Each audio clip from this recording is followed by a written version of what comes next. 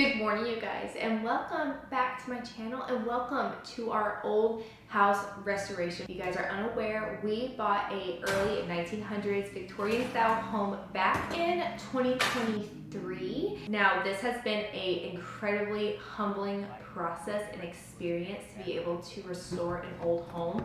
But with old homes comes a lot of headache and time and money and all the things that we were unprepared for. But I am determined by the end of 2026, we are gonna have our Oak Cottage home completely finished and ready for the new chapters of its next life. So I'm super excited about this series because this is going to be a room by room series where I go into a room in our house and complete it from start to finish. And we are gonna be starting with this little tiny bedroom tucked in the back of our house. This would have originally been my daughter's bedroom, but we have since decided that we will be renting out this property. And I feel like it has a lot of potential. There's a lot of cosmetic work that needs to be done and some restoration. So we're gonna be starting with our first large DIY project. Let me bring y'all's attention over to these gorgeous windows for a moment. Are these windows original to the house? Yes. Do they function?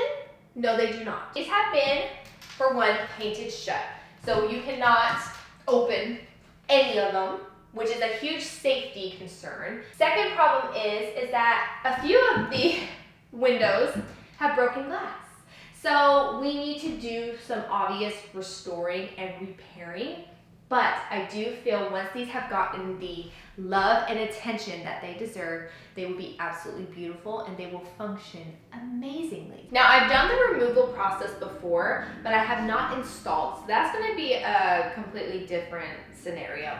But I do know how these windows are put together in order to take them apart. So the first thing that I'm gonna need to do is actually take off these pieces of trim because behind here are the weights that control the pulley system in order to pull the windows up and down. There's this little trim piece inside here as well. This separates the front window and keeps it on the right track. I'm gonna have to remove that before I can get this bottom window out as well.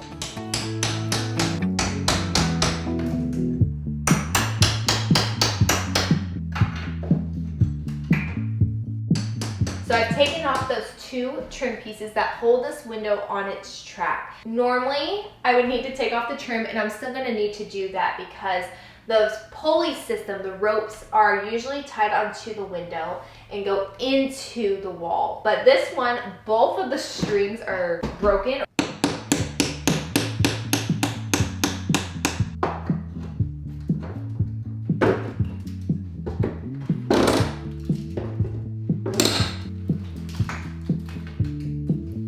I'm also gonna mark the windows so that I know and remember where they went.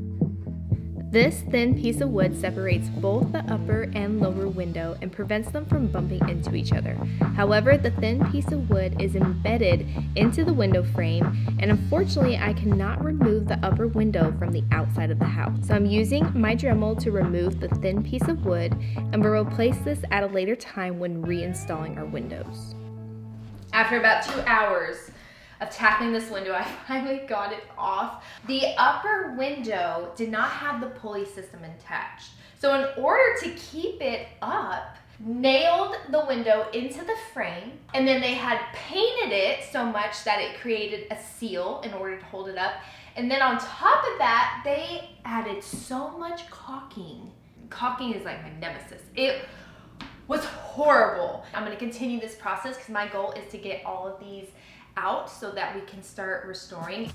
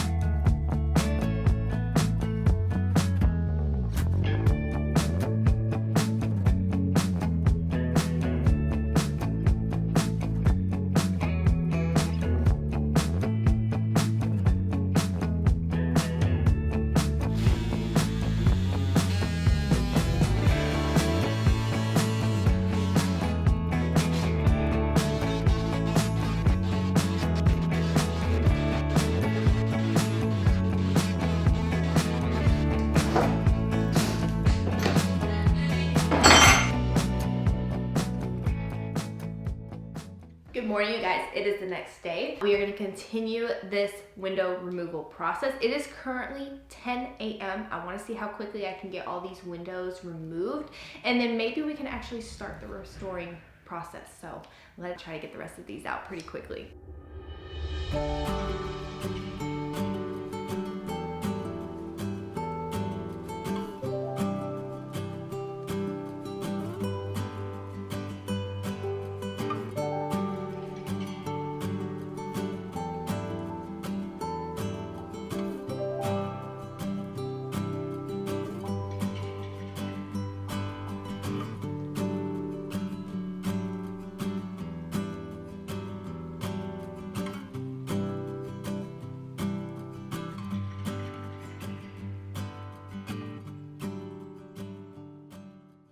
All the windows are now out and we are ready to start the window restoring process. Now, all of these windows have been through things. Really get them cleaned up in order to make them look beautiful again and function properly.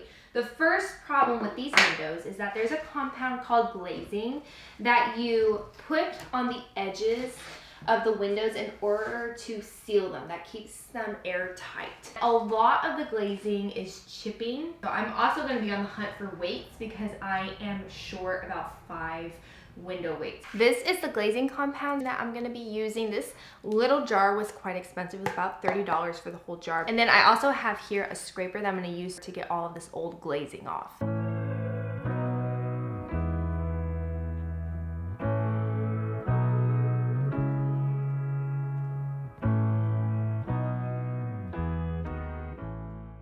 I have been spending days removing all the glazing off these windows. Some of the glazing was in decent shape, so I just left it alone. And when these windows get a fresh coat of paint, they'll look really, really clean. Now to the point of fixing one of the muntins.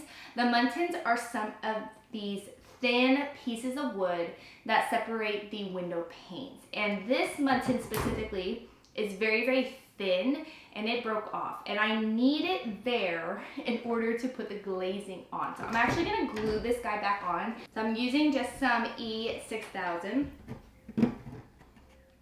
So as y'all can see, this is what it's supposed to have. This is called the muntin. It's a very thin piece of wood that the glazing then goes up against, and it separates the 4 panes.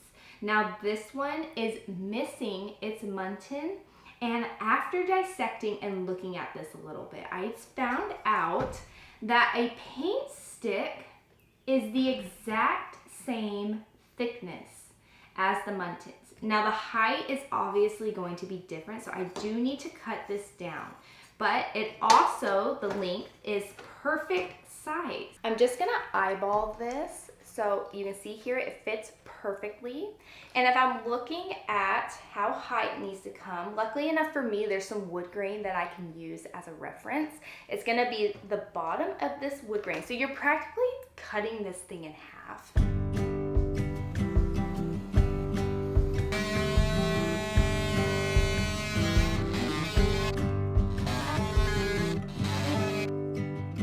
I have my new muntin now. Let's just make sure that's gonna fit. Oh, perfect.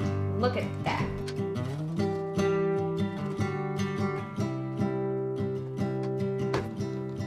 I must say, you guys, I'm feeling very proud of myself and very crafty and a bit of a problem solver because there are a few windows with that exact same problem in this house. Now I know what I need to do in order to fix them. Moving on to our next window, most of the glazing is off on this one. There were some stubborn parts that I just kind of had to leave behind. All of the glass in here was good. I did learn after reading the back that this needs about 7 to 14 days to dry. So unfortunately, I don't think we're gonna be able to paint and install these windows in this video. However, we are making progress and that's the most important thing. So here, I'm just gonna take a little glob and kind of smush it together, get it really nice and mixed. And then you start by pressing it up against where you're gonna be putting this glazing, which is pretty much gonna go around all 4 sides of this window pane. And don't worry, it's not gonna be smooth right now, but it does get smoothed out. So really you're just trying to press it in there so you make sure that you have enough. Now, using a flexible scraper, I'm going to apply a little bit of pressure on a 45-degree angle and gently push it along my glazing line. This creates a really sharp and clean finish while also sealing the edges, preventing any air and water from creeping through.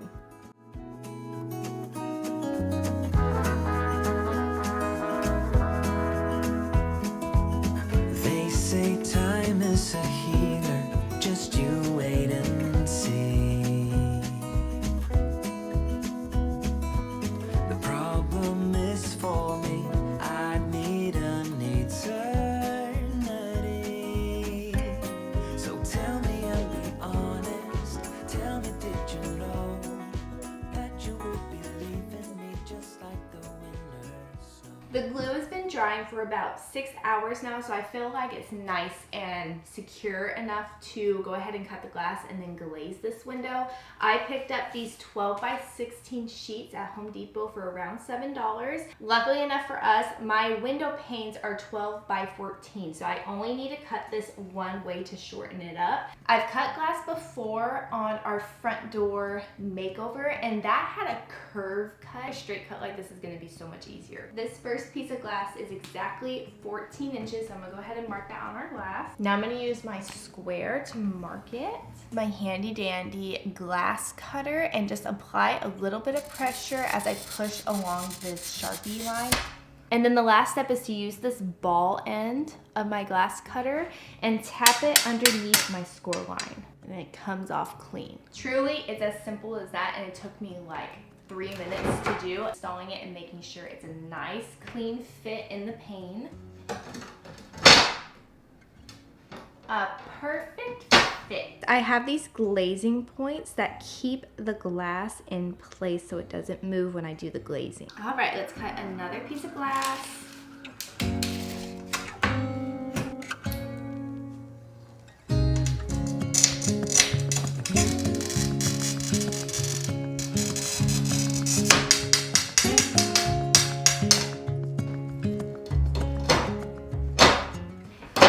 Seen the glazing process, so I'm not gonna bore you with this. So with a snap of my fingers, it will be done. All done. Now we have 2 brand new pieces of glass installed, and it's gonna look so good when everything's all painted. These windows have gotten so much love and attention over the past few days. All of the glass that was broken has been replaced. All new fresh glazing has been put back on. So these need about 7 to 14 days to dry and create a film, and then they can immediately be painted. They've also been sanded, so they're ready to go. I did find a lady on Facebook Marketplace who has a ton of window weights, so I'm gonna be meeting up with her soon to pick up 6 more window weights so that all these windows can function beautifully. So I will see you guys in 2 weeks for another video. We are gonna be continuing this window restoration process, so make sure to stay tuned. Bye guys.